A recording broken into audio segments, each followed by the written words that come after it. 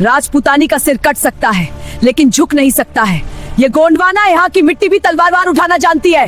अब तूने मेरी इज्जत पर मेरे क्रोध का सामना करना होगा। मैं अकबर हूँ, जहाँ मेरी नजर पड़ती है एक औरत मेरे सामने तुरंत तलवार को उठाए।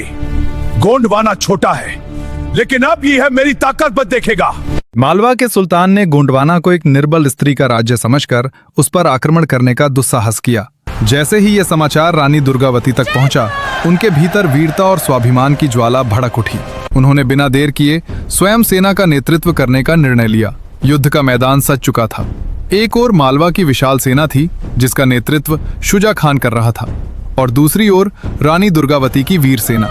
जैसे ही युद्ध का बिगुल बजा, तलवारों की टंकार और रणभेरी की ध्वनि से आकाश गूंज उठा। रानी दुर्गावती अपने सैनिकों का हौसला बढ़ाते हुए स्वयं अग्रिम पंक्ति में लड़ रही थी। उनकी वीरता देखकर ऐसा प्रतीत होता था मानो स्वयं मां काली असुरों का संहार करने पृथ्वी पर अवतरित हुई हो। युद्ध के बीच रानी ने शुजा खान को ललकारा। दोनों के बीच भयंकर द्वंद्व हुआ। अंततः रानी ने अपने अद्वितीय पराक्रम से शुजा खान का सिर धड़ से अलग कर दिया। अपने सेनापति का वध होते देख मालवा की सेना भयभीत होकर भाग खड़ी हुई। इस विजय के बाद रानी दुर्गावती अपनी सेना के साथ गोंडवाना लौट आईं। उनकी वीरता की गूंज दूर दूर तक फैल गई।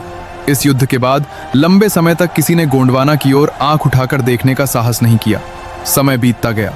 रानी का पुत्र नारायण बड़ा हुआ और उसकी शादी कर दी गई। उसकी पत्नी अत्यंत सुंदर थी, जिसकी चर्चा चारों ओर फैल गई। ये बात अंततः दिल्ली के मुगल बादशाह अकबर तक पहुंची।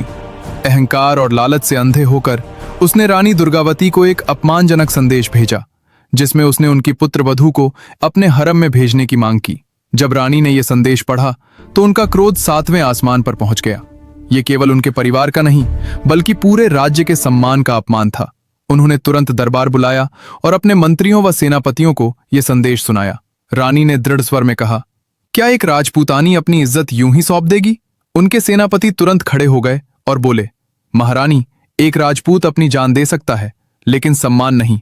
हम इस अपमान का बदला अवश्य लेंगे।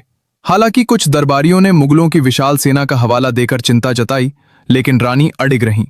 उन्होंने कहा, हम अपनी मातृभूमि और सम्मान की रक्षा के लिए किसी भी शक्ति से टकराएंगे। रानी ने अकबर को कड़ा जवाब भेजा, तूने एक राजपूतानी को गंदी नजर से देखा है। मैं मां भवानी की सौगंध खाकर कहती हूं कि तेरे इस अपमान का बदला अवश्य लिया जाएगा। जब यह संदेश अकबर तक पहुंचा तो वो क्रोध से तिलमिला उठा। उसने अपने सेनापति आसफ खान को आदेश दिया कि रानी को जिंदा पकड़कर लाया जाए और उनकी पुत्र वधू को हरम में लाया जाए। मुगल सेना गोंडवाना की ओर बढ़ी। आक्रमण की सूचना मिलते ही रानी दुर्गावती ने अपनी सेना को तैयार किया। सफेद हाथी पर सवार होकर वे युद्ध भूमि में उतरी। उनका व्यक्तित्व ही सैनिकों के लिए प्रेरणा बन गया। युद्ध आरंभ हुआ। रानी की सेना संख्या में कम थी, लेकिन उनके हौसले अडिग थे। उन्होंने मुगल सेना पर जोरदार हमला किया और पहली लड़ाई में मुगलों को पीछे हटने पर मजबूर कर दिया। आसफ खान को अपनी जान बचाकर भागना पड़ा। यह विजय महत्वपूर्ण थी, लेकिन रानी जानती थी कि यह अंत नहीं है। उन्होंने पड़ोसी राज्यों से सहायता मांगी, परंतु किसी ने उनका साथ नहीं दिया। सभी ने इसे उनका निजी युद्ध मानकर किनारा कर लिया।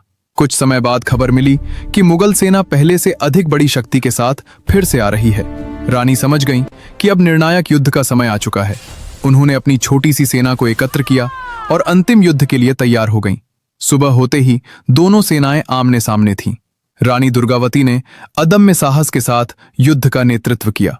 उनकी तलवार बिजली की तरह चमक रही थी। वे एक के बाद एक दुश्मनों को परास्त कर रही थीं। लेकिन धीरे धीरे मुगलों की विशाल सेना भारी पड़ने लगी। युद्ध के दौरान रानी को एक तीर लगा। घायल होने के बावजूद उन्होंने हार नहीं मानी और अंतिम क्षण तक लड़ती रहीं। जब उन्हें लगा कि वे अब शत्रुओं के हाथों जीवित पकड़ी जा सकती हैं, तो उन्होंने एक ऐसा निर्णय लिया जो उनकी वीरता को अमर बना गया।